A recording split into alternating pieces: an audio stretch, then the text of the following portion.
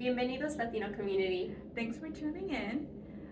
This video we're gonna discuss about pushback within boundaries and what to do about it. Yeah, when people don't respect it. Yes, because unfortunately there are going to be some people that do not respect it.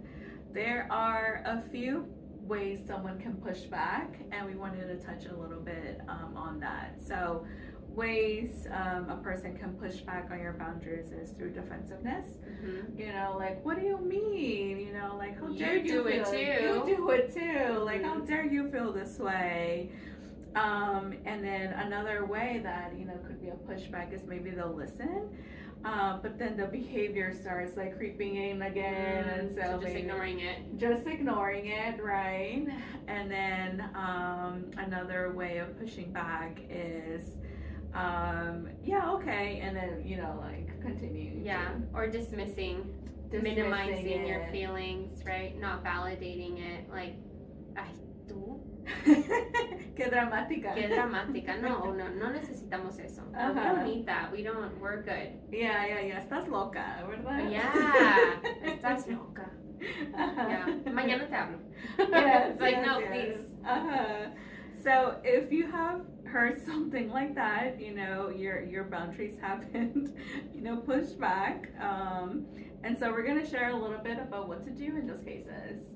Yeah, so back to the boundaries and how to honor establishing those. So we were talking about this of how do we Like, know, maintain them?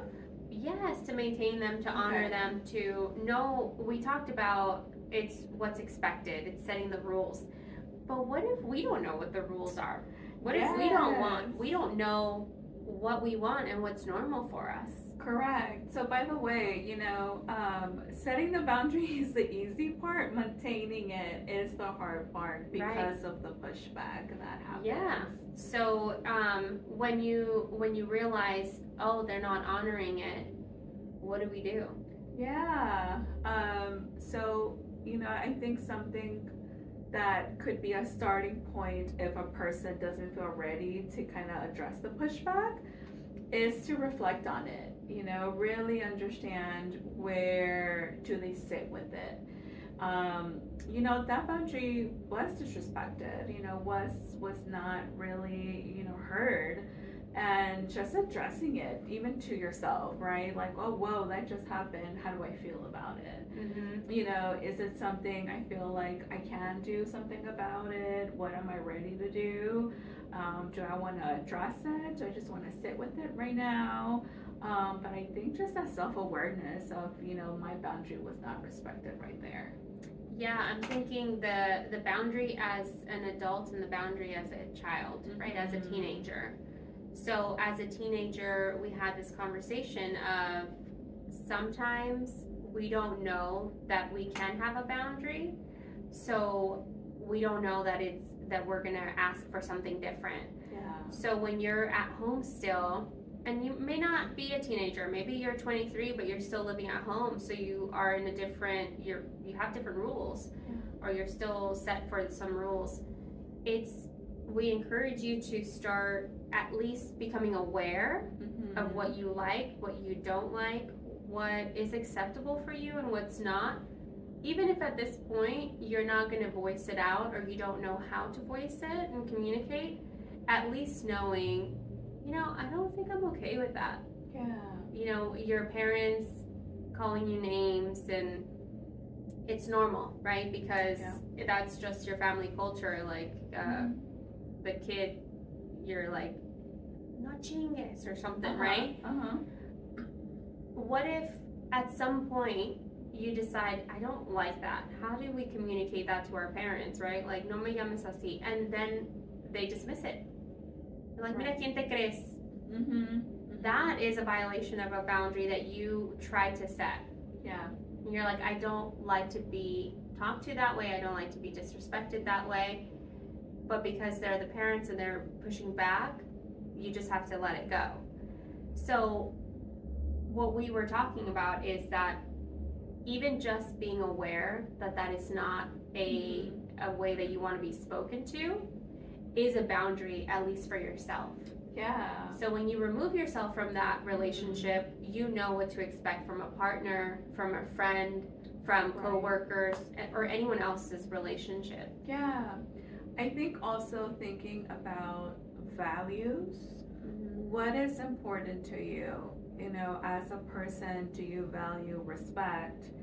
You know, do you value how someone speaks to you? Do you value happiness? Trust. You know, what do you value, and what boundaries could you get you closer to those values? And again, you can just kind of know more about yourself, if you're not ready to kind of have a conversation about that just yet. But really, you know, connecting with yourself and what's important to you, and increasing that self-awareness. So let me bring this up. As an adult, and let's say the value is trust. Yeah. Right? You're in a relationship. Maybe you're just dating, maybe you're living together, and trust is a big value, and you've realized that, and you think, I need to expect this from my partner, I need to have this rule from my partner, and you say, let's just say, I would rather you not have a conversation with other women on social media. That is a rule. That is a boundary. Right. And then it's pushed back and says, eres una celosa. You should be more confident in yourself. Yeah. It's defensiveness, right? Yes. So then what do we do at that point? Yeah. I think depends. Right. So if you feel up for the conversation, you can say, that response hurt my feelings, you know, or I didn't really like that response. Could we talk about it some more? Or I'm feeling really upset. Can we talk about this later? Yeah, if you're heated and you feel like you can't go anywhere with it, sure, have it later, because you never want to have a fight when you're, as we call it, flooded. Yeah. But knowing that that is a boundary, and regardless of that partner's reaction, because we can recognize that it was defensive, we can recognize it was dismissive, it doesn't mean that we're going to change our boundary. Correct. We're going to still hold it. We're going to say, I value having trust in my partner, and I want to trust you. So I'm setting this expectation, and I would really like it for you to respect it. Yeah. And it's their choice. But then the power comes back to you also. Then it's your choice to either allow them to continue it, or have another option of how to have that conversation.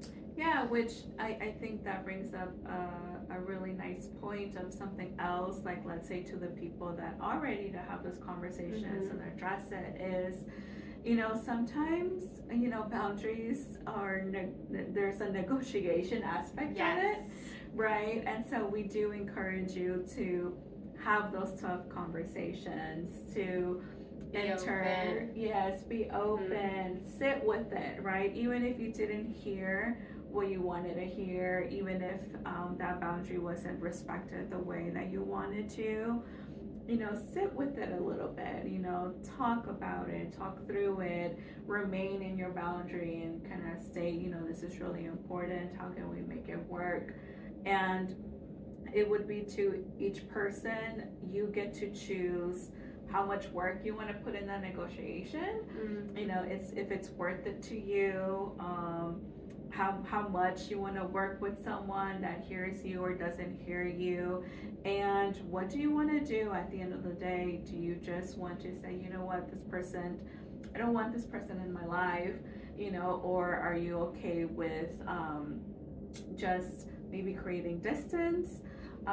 Maybe they still are in your life, but in a very superficial level. That would be up to you, and what you really need for your life.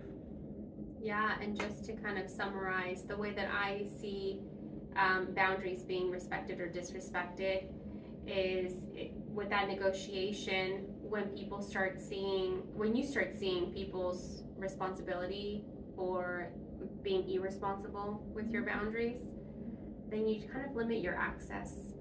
So you either pull back a little bit, you, like you said, you become superficial if that negotiation didn't really work out. The way I see it, it's kind of a balance. If you respect me and you have this much responsibility for what I ask, then I give you this much access.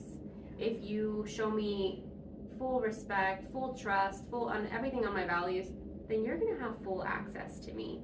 And then vice versa. If you are disrespectful, you know, damage the relationship, then we're just gonna cut off that access.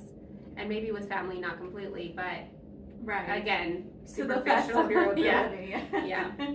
Yeah. That's how I would handle boundaries and being disrespected. Hopefully, some of those examples helped you out a little bit more. If you want to learn more specifics, even put it in the comments. We would love to hear more of your questions, and we'll talk about it in future videos if you'd like. Yeah, or even specific boundaries, right? Right. You know, with any type of relationship, like how to handle that. Work, friends, Yeah. partners, moms. Partners, everything. Everything. Yeah.